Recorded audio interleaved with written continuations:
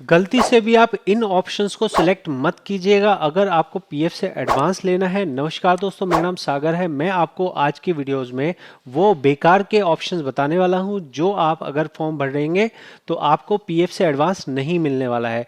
PF से advance निकालने के बहुत सारे आपको ऑप्शंस दिए जाते हैं। इन सभी ऑप्शंस के अंदर में अलग अलग चीज़ें होती हैं। ये चीज़ें मैं आपको ये बता रहा हूँ कि किन ऑप्शंस को आपको बिल्कुल भी सिलेक्ट नहीं करना है। वो ऑप्शन बिल्कुल रद्दी हैं, बिल्कुल बेकार हैं।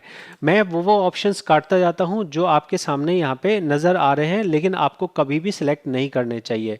आप सबसे पहले ये समझ जाइए कि आप जो फॉर्म भरना चाहते हैं वो फॉर्म नंबर 31 है।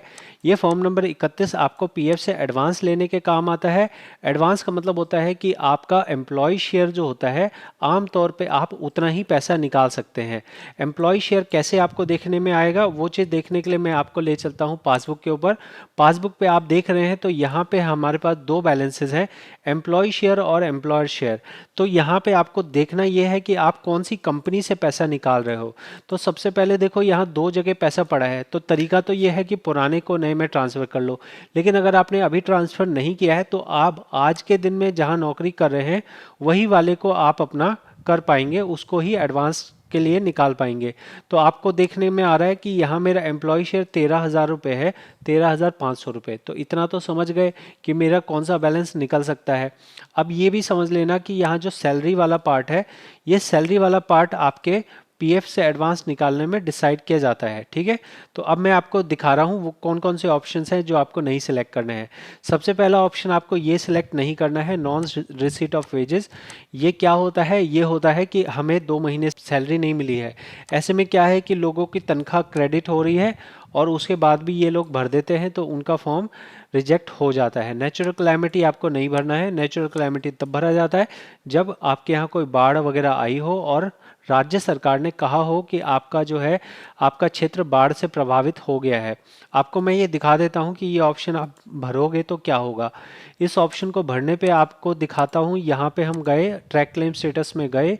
ट्रैक क्लेम स्टेटस में आप देखेंगे तो यहाँ पे कई सारे क्लेम पास हुए हैं और यहाँ पे एक नेचुरल कैलेमिटी का फॉर्म भरा गया है और यहाँ देख सकते हैं कहा गया है not eligible under natural calamity para as no calamity has been declared by the government. मतलब कहा जा रहा है कि आप इस ऑप्शन को नहीं ले सकते हैं क्योंकि इस ऑप्शन में आपको जो है गवर्नमेंट डिक्लेयर करती है कि हाँ, यहाँ किसी तरह की प्राकृतिक आपदा आई है, उसके बाद ही आपको इस ऑप्शन में पैसा दिया जाता है। तो ये ऑप्शन कट गया, ये ऑप्शन कट गया। ठीक है, पावर कट आप नहीं सिलेक्ट करेंगे। पावर कट में आपको 300 रुपये तक अधिकतम दिया जाता है।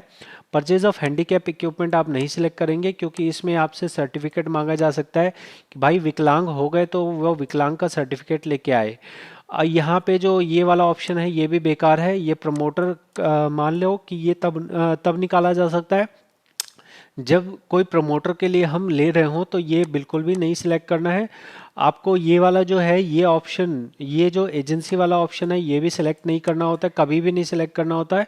इसके अलावा 90% विड्रॉल बिफोर रिटायरमेंट, ये आपको तब सिलेक्ट करना है जब आपकी उम्र जो है 55 के बाद हो गई हो। ये वाला ऑप्शन तब काम आता है, तो ये आपके लिए बिल्कुल नहीं है। इसके बाद है कि अगर आप अनएम्प्लॉयड हो गए हो 60 दिन से मतलब 30 दिन से ऊपर हो गए हो और 60 दिन से कम हुए हो, मतलब 1 महीने से ज़्यादा नौकरी छोड़े हो गया है, हम कहीं नौकरी नहीं कर रहे हैं, तब ये वाला ऑप्शन इस्तेमाल होता है। तो ये भी ऑप्शन मैं आपके लिए काट दूंगा। मैरिज वाला और हायर एजुकेशन आप तब इस्तेमाल कर सकते हैं जब आपकी टोटल सर्विस 7 साल से ज़्यादा की हो गई हो, तब आप इस्तेमाल कर सकते हैं। तो आपके सामने मैंने यहाँ पे वो सभी ऑप्शंस काट दिए हैं जो कि बेकार हैं, जो कि बिल्कुल ही आपको इस्तेमाल नहीं करने हैं। अभी हम उन ऑप्शंस की बात करते हैं जो आप इस्तेमाल कर सकते हैं। तो पहला ये ऑप्शन इलनेस का है। यही आपको एकमात्र ऑप्शन है जो आपको हमेशा ध्यान रखना चाहिए कि इसी से आपको निकलेगा।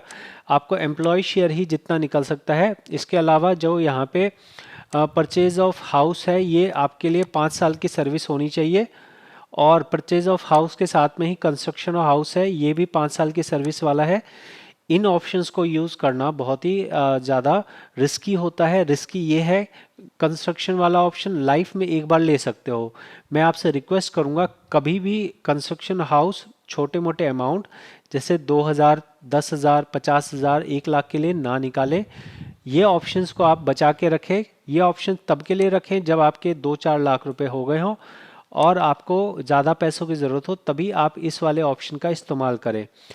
बहुत बार लोग गलती ये करते हैं कि वो परचेज की जगह या कंस्ट्रक्शन की जगह इस वाले ऑप्शन का इस्तेमाल कर लेते हैं, एडिशन ऑफ हाउस।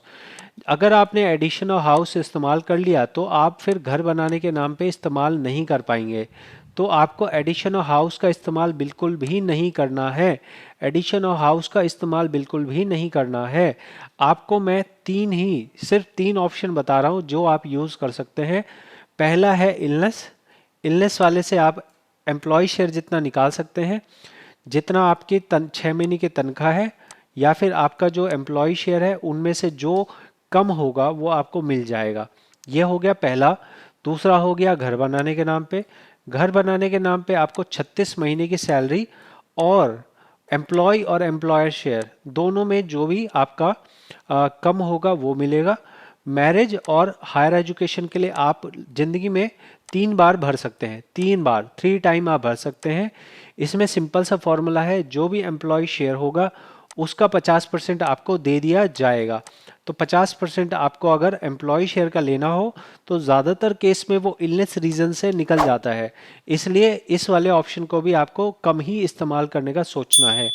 तो मैंने आपको वो सारे ऑप्शंस बता दिए जो आपको इस्तेमाल नहीं करने हैं और वो भी सारे ऑप्शन बता दिए जो आप इस्तेमाल कर सकते हैं, और इस्तेमाल आप करेंगे तो आपको कितने रुपए एडवांस मिल सकते हैं, सब कुछ मैंने आपको क्लियर कट बता दिया है, क्लियर कट समझा दिया है। अगर आपको लगा हो कि इससे आपकी कुछ मदद हुई है तो आप मेरे चैनल को सपोर्ट करके मेरी भी मदद कर सकते हैं, ताकि ये सही जानकारी, प्रैक्टिकल जानकारी ज़्यादा से ज़्यादा लोगों तक पहुंच सके। मैं मिलूंगा अगली वीडियो में। बहुत बहुत धन्यवाद।